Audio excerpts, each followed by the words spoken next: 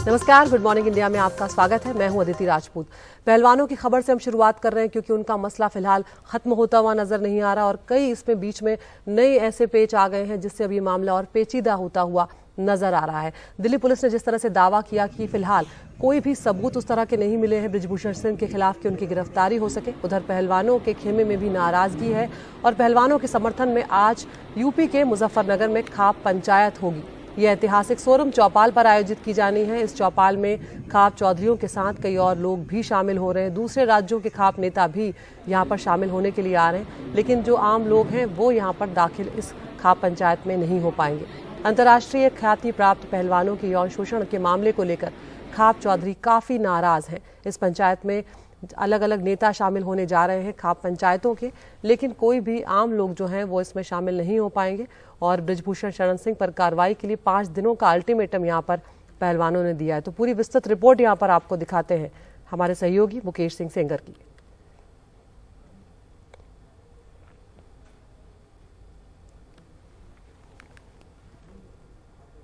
तो उधर नामी गिरामी पहलवानों और बृजभूषण शरण सिंह की लड़ाई में अब नया मोड़ इसलिए भी आ गया है क्योंकि दिल्ली पुलिस ने ये कह दिया है सूत्रों के मुताबिक कि बृजभूषण शरण सिंह को गिरफ्तार करने लायक सबूत नहीं मिले हैं। वहीं जिस महिला पहलवान ने पॉक्सो एक्ट के तहत यौन शोषण का आरोप लगाया था, अब पुलिस द्वारा उसके बालिग होने का दावा किया जा रहा है। वहीं बृजभूषण शरण सिंह ने फिर चुनौती देते हुए कहा है कि अगर एक भी आरोप मुझ पर साबित हुआ तो मैं फांसी पर लटक जाऊंगा।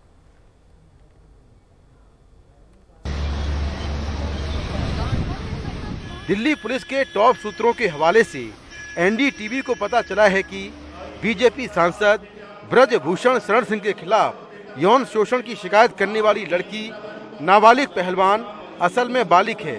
पुलिस सूत्रों के मुताबिक एफआईआर के समय उसकी उम्र 2 साल कम बताई गई। पुलिस को इस संबंध में जन्म तिथि से जुड़े कई दस्तावेज मिले हैं। ऐसे में अब सवाल ये उठता है कि क्या पुलिस भारतीय कुश्ती संघ के अध्यक्ष बृजभूषण शरण सिंह के खिलाफ पॉक्सो की धारा हटवाने के लिए कोर्ट का दरवाजा खटखटाएगी। 4 महीने हो गए, मुझे फांसी चाहते हैं, सरकार मुझे फांसी नहीं दे रही है, तो अपना मेडल लेकर के गंगा में बहाने जा रहे हैं। गंगा में मेडल बहाने से बृजभूषण सिंह को फांसी नहीं मिलेगी। अगर तुम्हारे पास कोई सबूत है तो जाकर के पुलिस को दो, न्यायालय को दो और न्यायालय मुझे फांसी देगा तो मुझे स्वीकार है, मैं उस फांसी पर चढ़ जाऊंगा। दिल्ली पुलिस ने 7 महिला पहलवानों की शिकायत पर भारतीय कुश्ती संघ के अध्यक्ष के खिलाफ 28 अप्रैल को केस दर्ज किया था। पुलिस ने पहलवानों के बयान पहले खुद दर्ज किए, फिर कोर्ट में भी दर्ज करवाए, लेकिन महिला पहलवान इस बात पर अड़ी हैं कि आरोपी को गिरफ्तार किया जाए। हालांकि पुलिस के टॉप सूत्रों से एनडीटीवी को जानकारी मिली है कि बृजभूषण के खिलाफ अभी तक ऐसे कोई सबूत नहीं मिले हैं कि उन्हें गिरफ्तार किया जाए। दिल्ली पुलिस अगले कुछ हफ्तों में इस मामले में कोर्ट में अपनी रिपोर्ट दाखिल कर सकती है। अगर सबूत मिले तो चार्जशीट होगी, नहीं तो पुलिस फाइनल रिपोर्ट दाखिल करेगी। फाइनल रिपोर्ट यानी एफआईआर पुलिस तब दाखिल करती है जब किसी मामले में सबूत नहीं मिलते। सुप्रीम कोर्ट के एक जजमेंट के मुताबिक जिस केस में 7 साल तक की सजा है उसमें गिरफ्तारी की जरूरत नहीं है। इन्हीं कारणों से अभी तक आरोपी को गिरफ्तार नहीं किया गया है। इस केस में एसआईटी है वह इन्वेस्टिगेशन कर रही है। बहुत सारे पहलू हैं इस केस के जिसके ऊपर अभी इन्वेस्टिगेशन चल रहा है, तो इसके लिए कमेंट करना कि कहां तक पहुंची है बड़ा मुश्किल है क्योंकि बहुत सारे एस्पेक्ट्स हैं। महिला पहलवानों का मुद्दा काफी संवेदनशील है और उनके आरोप भी गंभीर हैं। अब उनके साथ किसान संगठन भी हैं और खाप पंचायतों से जुड़े लोग भी। उनका आंदोलन अब एक नई दिशा में है, लेकिन बहुत जल्दी ही पुलिस की जांच ये साफ कर देगी कि वो महिला पहलवानों के आरोपों पर क्या कार्रवाई कर सकते हैं और क्या नहीं। नई दिल्ली से कैमरामैन संजय कौशिक के साथ मैं मुकेश सिंह सेंगर, एनडीटीवी इंडिया। और उधर खेल मंत्री अनुराग ठाकुर का कहना है कि खिलाड़ियों को पुलिस की जांच का इंतजार करना चाहिए। साथ ही वो बोले कि खिलाड़ियों ने कहा था कि ये राजनीति का प्लेटफॉर्म नहीं, लेकिन बाद में वहां पर कई राजनीतिक दलों का आना जाना रहा। खिलाड़ियों ने स्वयं कहा था जनवरी महीने में कि ये प्लेटफॉर्म राजनीति करने के लिए नहीं है और किसी राजनीतिक दल को चाहते भी नहीं है, लेकिन बाद में राजनीतिक दलों का, ट्रेड यूनियंस का, कईयों का आना जाना हुआ। मैं उस पर कोई टिप्पणी नहीं करना चाहता कि इस मंच पे कौन कौन आया, लेकिन मैं इतना जरूर कहूंगा, मेरे प्रिय खिलाड़ियों, आपको दिल्ली पुलिस की जांच का इंतजार करना चाहिए, विश्वास करना चाहिए। दिल्ली पुलिस ने सुप्रीम कोर्ट में कहकर एफआईआर दर्ज की है और उचित यही होगा कि आप जब तक ये जांच पूरी ना हो तब तक इस तरह का कोई भी कदम ना उठाएं जिससे खेल या किसी खिलाड़ी या किसी को कोई ठेस पहुंचे। और उधर कई राजनीतिक दल हैं जो पहलवानों के समर्थन में खड़े हुए हैं और लगातार केंद्र सरकार के खिलाफ बयान भी दे रहे हैं। पश्चिम बंगाल की मुख्यमंत्री ममता बनर्जी ने पहलवानों के समर्थन में रैली निकाली है। कोलकाता में ममता बनर्जी ने हाजरा मोड़ से रविंद्र सदन तक ये रैली निकाली। इस दौरान उन्होंने कहा कि हम प्रदर्शन कर रहे पहलवानों के साथ हैं और वो देश का गौरव है। हमारी एक टीम जल्द ही पहलवानों से मुलाकात करने जाएगी और उन्हें समर्थन भी देगी।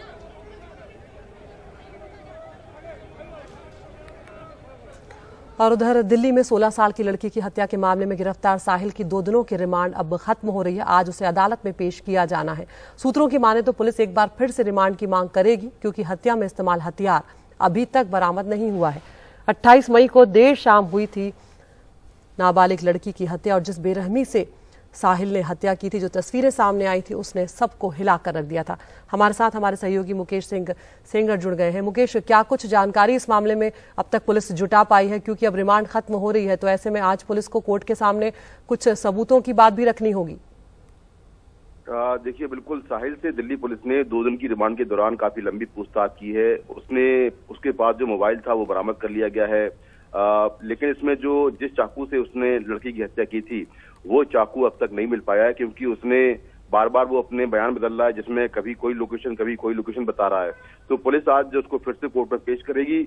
और कल हमने देखा कि किस तरह से दिल्ली पुलिस ने सुबह 4 बजे मौका वारदात पर ले जाकर उसके साथ में क्राइम सीन रिक्रिएट किया और आज जो है कोर्ट में पेश करेगी। और आज पुलिस उसकी फर्दर रिमांड की मांग करेगी, क्योंकि अब तक जो वेपन ऑफ ऑफेंस है, यानी कि आलाए कत्ल है, वो बरामद नहीं किया गया है। तो उसकी बरामदगी को लेकर आज फिर से दिल्ली पुलिस उसकी रिमांड मांगेगी और इस केस की जांच को आगे बढ़ाएगी।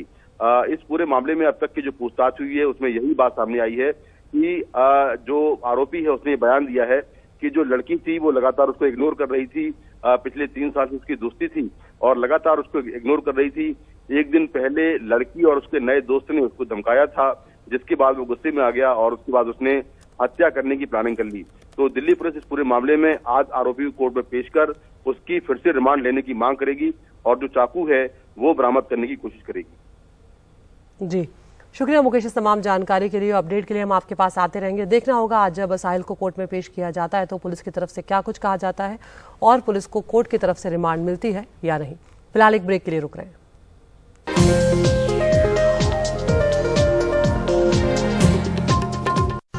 और अब मणिपुर की बात करते हैं, जहां पर 1 महीने से हो रही नस्लीय हिंसा में अब तक 80 से ज्यादा लोग मारे जा चुके हैं, सैकड़ों लोग घायल हुए, करोड़ों की संपत्ति का नुकसान हो चुका है। और इस बीच मणिपुर के हर समुदाय को गृह मंत्री अमित शाह से उम्मीद है, जिनके 4 दिनों के मणिपुर दौरे का आज आखिरी दिन होने जा रहा है। गृह मंत्री ने सभी से अपील की कि अगले 15 दिनों तक शांति बहाली की जो कोशिश है उसे पूरी तरह से सफल बनाने की कोशिश की जाए।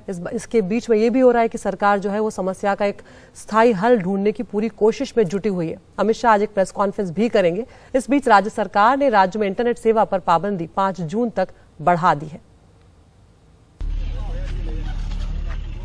आपसी अविश्वास और नस्लीय हिंसा से जूझता मणिपुर, सभी समुदायों के लोग परेशान हैं।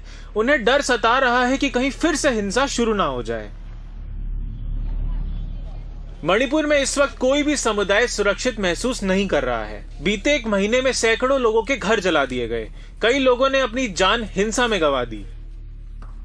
हर समुदाय की अपनी अपनी चिंताएं हैं। इम्फाल घाटी के सेकमाई इलाके में राहत कैंपों में रह रहे मैताई लोग अपने घर लौटने से डर रहे हैं। मैं घर जाना चाहता हूं, लेकिन कैसे जाऊं? कोई सुरक्षा नहीं है। उधर कुकी बहुल पर्वतीय जिले कांग पोपकी में लोगों की आस केंद्र सरकार से ही है।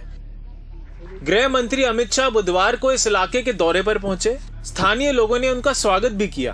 वो मानते हैं कि केंद्र सरकार मणिपुर की नस्लीय हिंसा में तटस्थ रही है। इसके अलावा बुधवार को अमित शाह सीमांत मोरे इलाके में भी गए। मोरे में सुरक्षा बल हिंसा के बाद कई लोगों को सुरक्षित जगहों पर पहुंचा चुके हैं।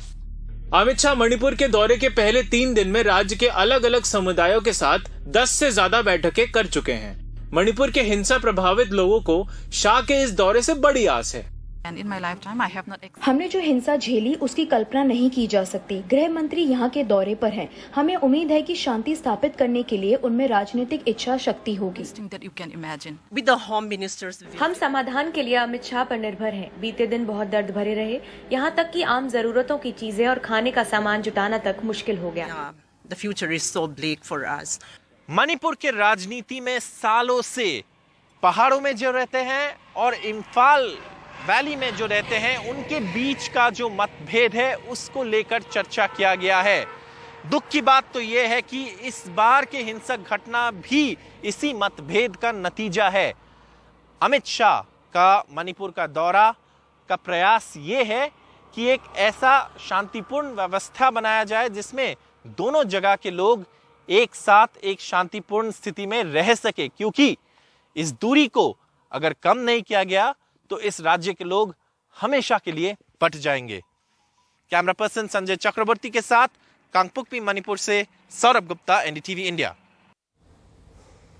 और अब राजस्थान की बात करते हैं, जहां पर कांग्रेस पूरी कोशिश में जुटी है कि इस बार पुरानी परंपरा जो है वो टूटे और बीजेपी को पछाड़कर दोबारा सत्ता में वापसी करे।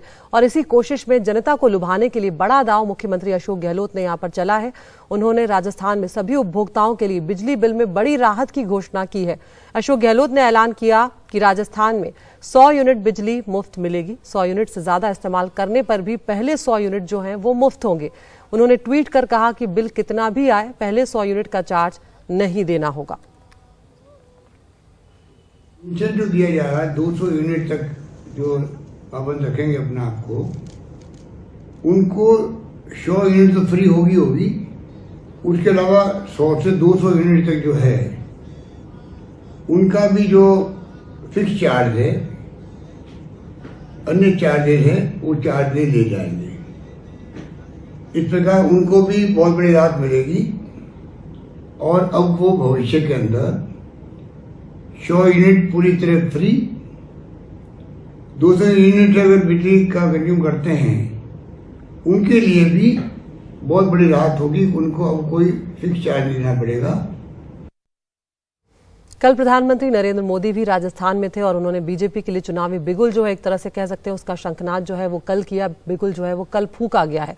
उन्होंने बीजेपी के अभियान की शुरुआत करते हुए अजमेर में चुनावी रैली को संबोधित किया और कांग्रेस को जमकर घेरा।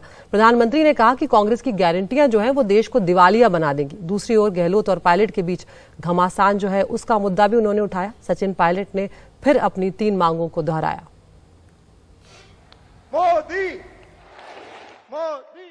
राजस्थान के लिए चुनावी बुगुल बच चुका है। भाजपा ने अपने महाजनसंपर्क अभियान की शुरुआत राजस्थान के बीचों बीच अजमेर से की।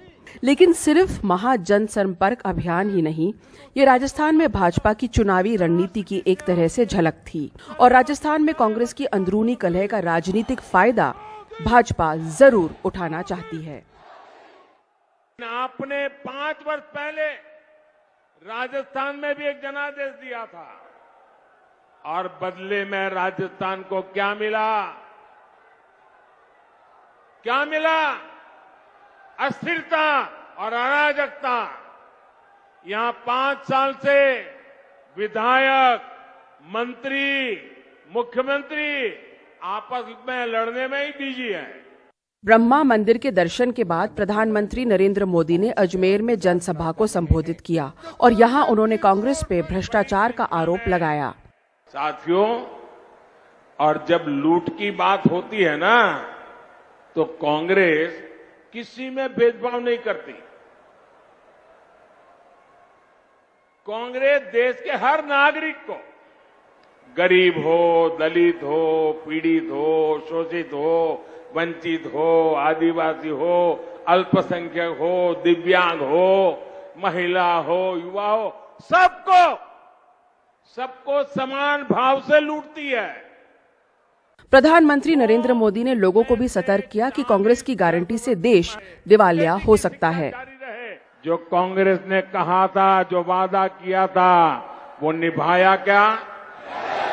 वो पूरा किया क्या? जो कहा वो किया क्या?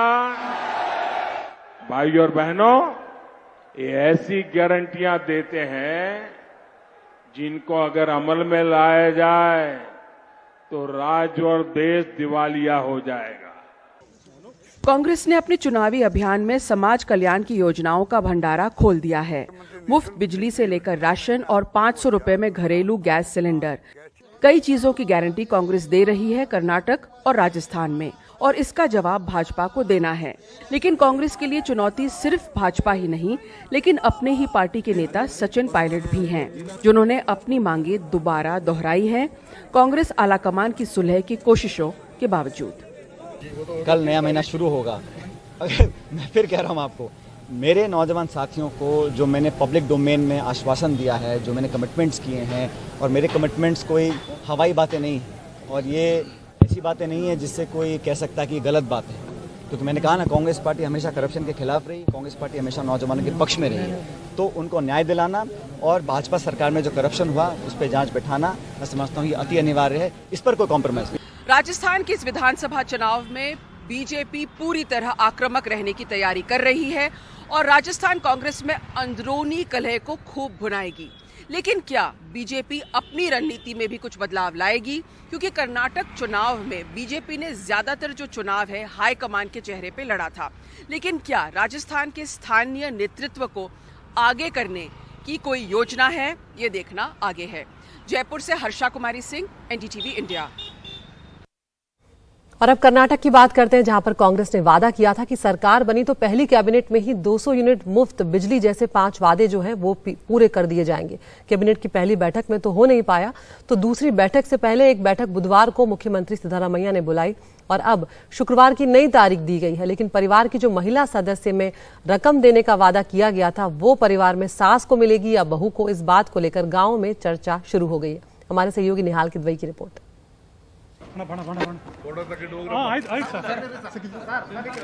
मुख्यमंत्री सिद्धरामैया अपने मंत्रियों और अधिकारियों के साथ विचार विमर्श करते हुए चुनौती 5 चुनावी वादों को पूरा करने की है। वादा पहली कैबिनेट बैठक में पूरा करने का था, जो हो न सका क्योंकि वादे मामूली नहीं है।